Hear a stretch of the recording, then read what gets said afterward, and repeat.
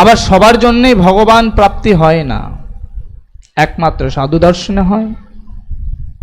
তাই ভগবান সৃষ্টির লীলামুখ্য কারণ হলো যে মানুষ্য দেহধারী জীবাত্মা সাধন ভজন করিয়া কি করবে, বলছে ভগবানের কৃপা লাভ করে, ভগবানের কৃপা পাওয়া একমাত্র যোগ্য মনুষ্য দেহ।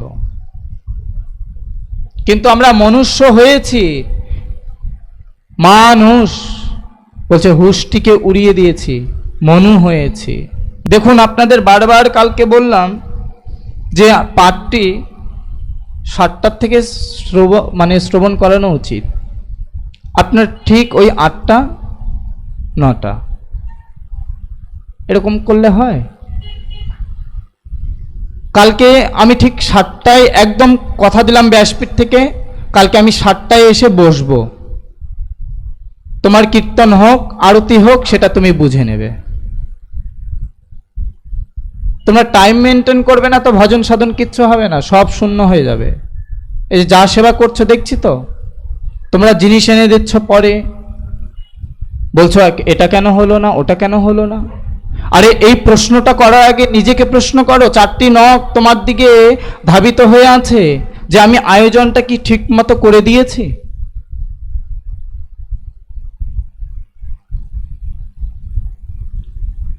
আমাদের দুজনকে ওই দিকে রাখতে দিয়েছে, 3 জনকে কোথায় রেখেছে ভগবান জানে, জগন্নাথ দেব জানে।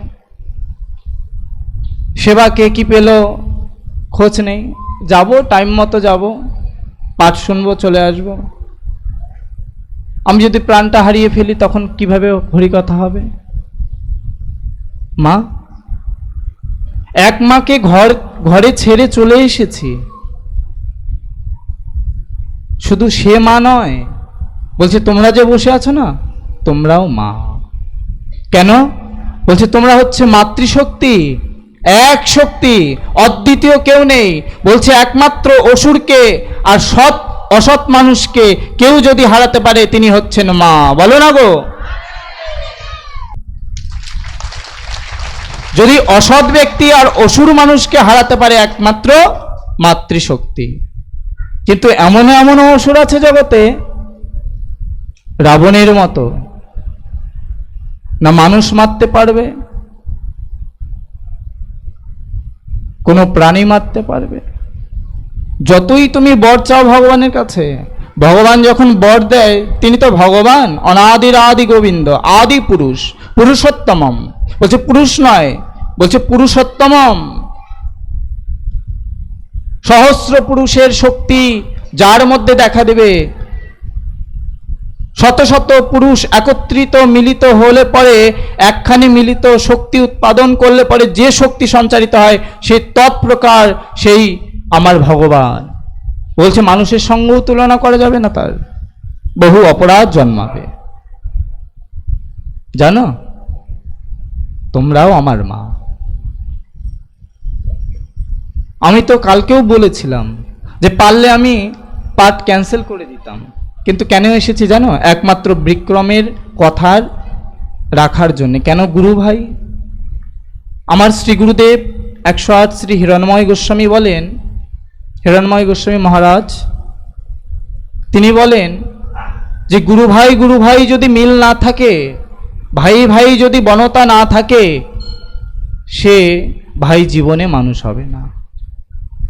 যে ভাইয়ের মধ্যে বনতা নেই, একতা নেই, সে কোনোদিন সেই পরিবারটিকে ধরে রাখতে পারবে না। তার পরিবার, সংসার, তার বংশ পরম্পরা সব নষ্ট হয়ে যাবে। এই জন্যে আমরা সবাই এক, অদ্বিতীয় কেউ নই। আমরা সবাই মনু শতরূপারই অংশ। আমরা সেই ব্রহ্মা যে সৃষ্টি করেছিলেন মনু শতরূপাকে, তারই অংশ আমরা। কিন্তু একটা গাছের যেমন সহস্র সহস্র শাখা প্রশাখা বের হয়, দেখেছেন? কোনোদিন একটা গাছ তুলবেন, তোলার পর সেটাকে লক্ষ্য করবেন, ভাগবত শুধু ভগবানের লীলা বলে না, ভগবানের প্রেম বলে না, ভগবানের সেই কীর্তিগাথা কীর্তন করে না। ভাগবত প্রকৃতিকে অনুভব করায়, ভাগবত জ্ঞানকে প্রদান করে, ভাগবত অমানুষকে মানুষে রূপান্তরিত করে। বলো না গো।